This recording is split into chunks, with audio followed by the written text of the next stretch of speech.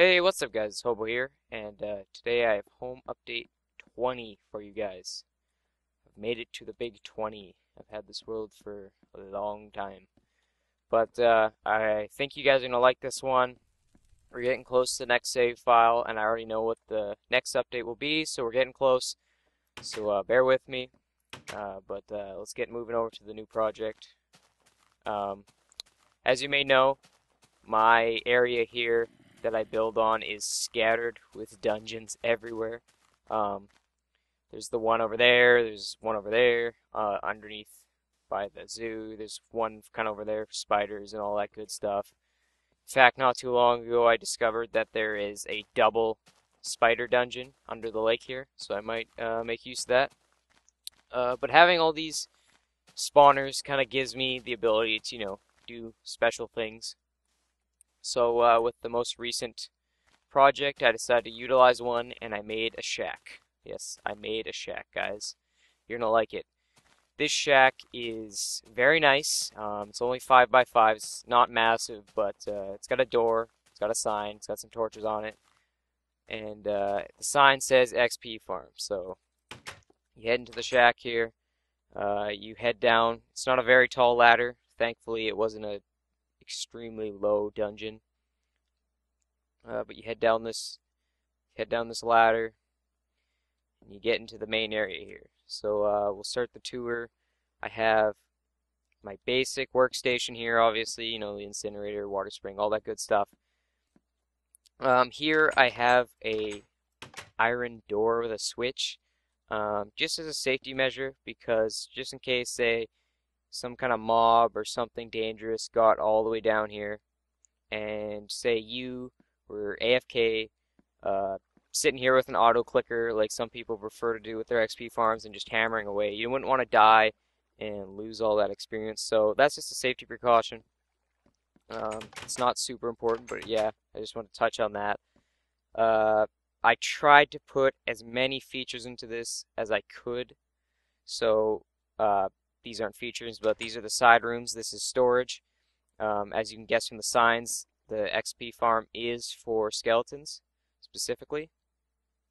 So you'll have lots of storage for bows, arrows. Obviously, you're gonna get lots of those, useful. And on the rare chance that you get a rare drop, actually a super rare drop, you could consider it, because a rare drop for a skeleton is a bow. The super rare drop would be the enchanted Power 1 bows. I have 2 chests here for that usually get filled up decently fast from experience, because I have made these skeleton XP farms before. So the room's laid out like this on purpose with the stairs and everything, because this is the height that allows skeletons to be the 1 or 2 hit with your fist, or 1 hit with like a stone sword or something. So it has to be this height. And I have it on this side of the room as opposed to like over here or something, because you want to be close to the dungeon as possible. As you can hear, they're spawning when I'm up here, but when I am down these stairs, they are less likely to spawn. Like there's a sweet spot kind of. So this is the the standard elevator spawner drop thing. Behind this wall, this is the actual dungeon itself. You can hear them. Basically, they funnel this way, go up in a water elevator with air gaps,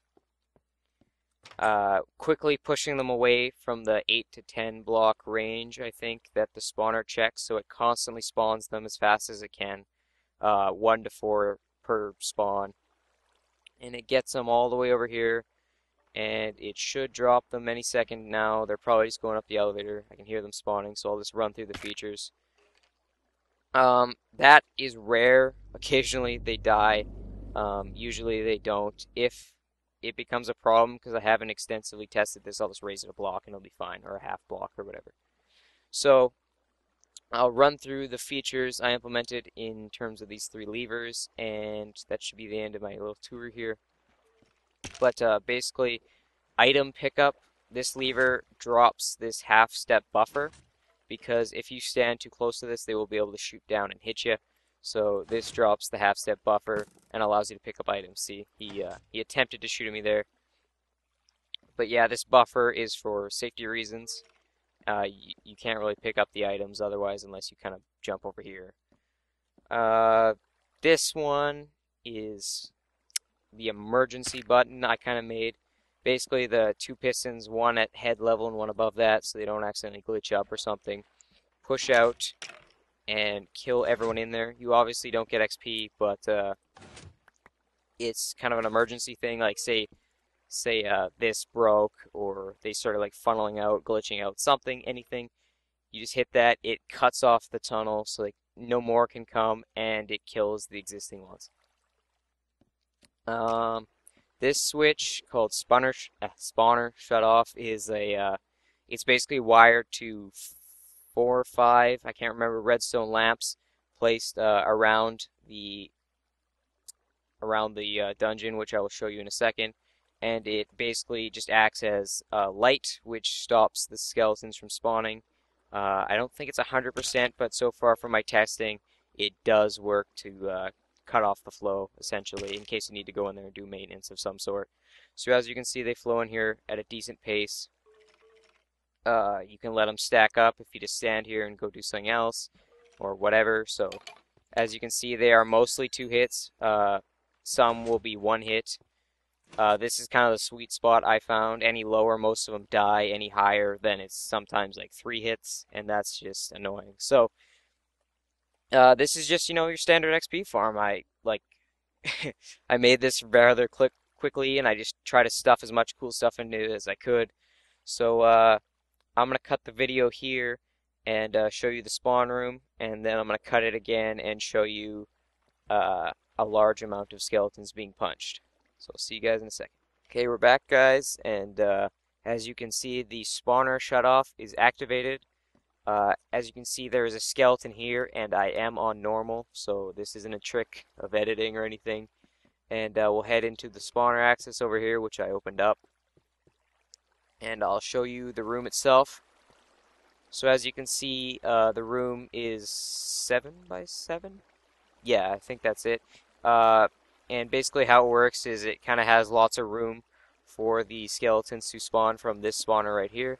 The 2 water currents funnel them into this area, which goes up here with the air gaps, so it's basically an elevator. I forgot to remove a torch up there. The current is kind of hard to fight. Oh, yeah, like I said, not 100% effective. I'm just going to turn that off for now. Not going to get trapped in there. Yeah, but I might add more lamps, but this is how I basically wired it. Just 4 lamps going around the room. Essentially neutralize it. It's not as effective as having a torch on top, but I'm still messing around with it. Oh, that's why. I forgot a torch in here as well, which is partially the reason why they weren't flowing in my earlier demonstration. But that's how it works. I'm going to cut the video one more time and let them stack up for a couple minutes and show you the actual punching of the skeletons themselves. So see you in another second. And we are back once again, guys. This is about, I don't know, 3 minutes, maybe? I just walked away from my computer. 3 minutes of them stacking up, and you just, 1 or 2 hit them, and the XP just flows right in. So I'm doing this with my fists, if I can speak today. I'm doing this with my fists, so there's no sword involved, so these are mostly single to 1 hits. There's quite a few drops, as you can see, and that's where my special lever comes in handy. And then all you do is go over to your storage and just drop her in. So that's it for Home Update 20, guys. Without that torch in there, they come in a lot faster. And I hope you guys enjoy. Home Update 21 with the save file will be out sooner than you think. I still need to start it, but I know what I'm doing, so see you guys next time.